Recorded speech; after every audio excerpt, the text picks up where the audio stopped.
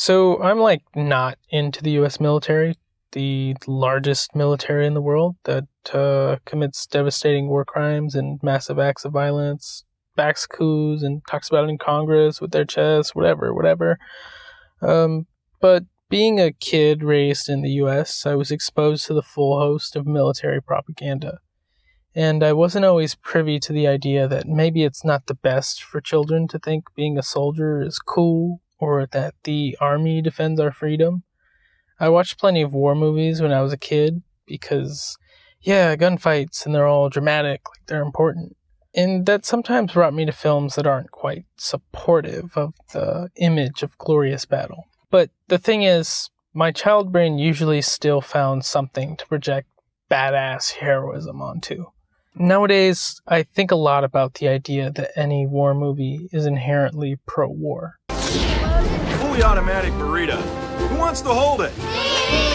Obviously, we can't hold every film to an absolute like that, but in American cinema, which has a huge role in partnering with the US military, it's a lot harder to avoid than you'd think. When I try to think of a war movie that's explicitly anti-war, I think of Stanley Kubrick's Full Metal Jacket. It's a film about the Vietnam War. It follows J.T. Joker Davis. You're a real comedian. Well, they call me the Joker. A recruit of the United States Marine Corps through his time in boot camp and his first experiences with combat. It's the story of how a normal, even somewhat opposed to war dude becomes a killer for the United States.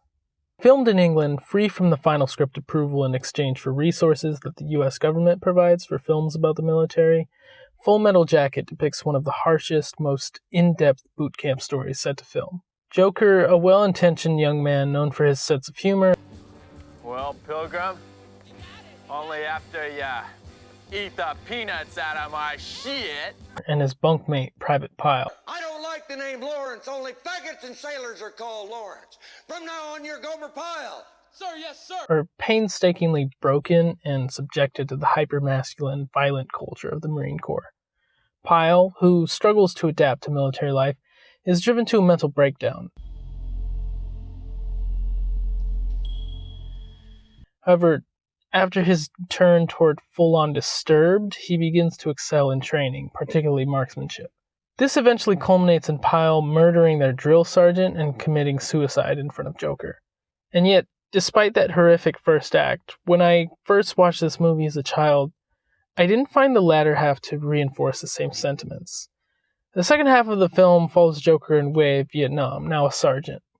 A platoon mocks him for his lack of a 1,000-yard stare, essentially not having PTSD is a mark of boyhood. For the film's climax, the platoon is attacked by a sniper and loses their commanding officer as well as 2 other soldiers. With command left to Animal Mother. Well, if they send us more guys, maybe, and bomb the hell out of the north, they might give up. He leads the platoon to combat their attackers. They eventually land a fatal shot, only to discover their opposition consists of a lone teenage girl.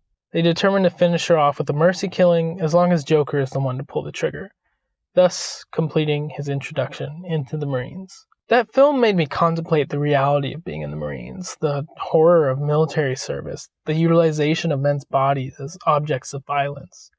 But it didn't erase my desire to see on-screen violence with the US Marines as the protagonists. I remember my brother and I trying to pick favorite characters, naming our save files in jingoistic first-person shooters after Animal Mother. Yes, I was a child who didn't fully understand how to read this film against the more prevalent propaganda of American media, but there are grown adults who consume both and whose view of the military still aligns more with Call of Duty commercials set to Eminem songs than with the intent of Full Metal Jacket. I mean, just look at some of the comments on these clips. And even though there was no question about the meaning for the boot camp story, I still satiated my childish desire for a standard war battle with the platoon story. It ends with Joker now blooded, a man in the eyes of his peers, having seen horrific things and ended a teenage girl's life. It expressed to me the filthiness of the Vietnam War, but it didn't express to me the moral reprehensibility of all wars. I don't think that if I saw the film for the first time today, I would find it as memorable. It's the reason I usually don't watch war movies at all, no matter how anti-war they claim to be. It's a rare sight for one to say something new and damn the US government enough for my liking. I think back on Full Metal Jacket as being a bit disjointed. I can't recall as easily the events of the second half as I do with the first. Maybe it's the film's personal failing not to have communicated the anti-war sentiment.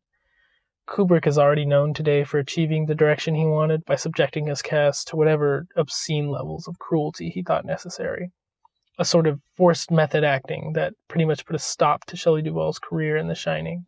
Maybe all that disregard for his employees doesn't produce the most poignant anti-violence film. Maybe he thought he would do more by making a film a bit more balanced. Maybe he couldn't sell the film without any climactic battle scene. Either way, I've never felt that I stand to gain anything by rewatching this film, nor by watching almost any war movie.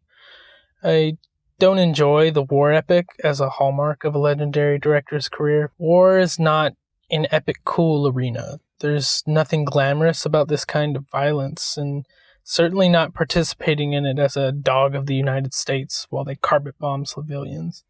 Because ultimately, I'm left wondering what the point really is.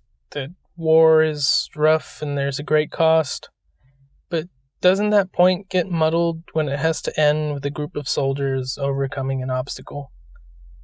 War is not an epic cool arena, and at the end of the day, I'm worried about there being room to perceive the story that way. All right, to the left. You look like you're really into this. You guys want a real challenge? As a soldier in the United States Army, you'll find out what you're really made of and how far you can go. Explore over 150 careers, help pay for college, and learn if you qualify for an enlistment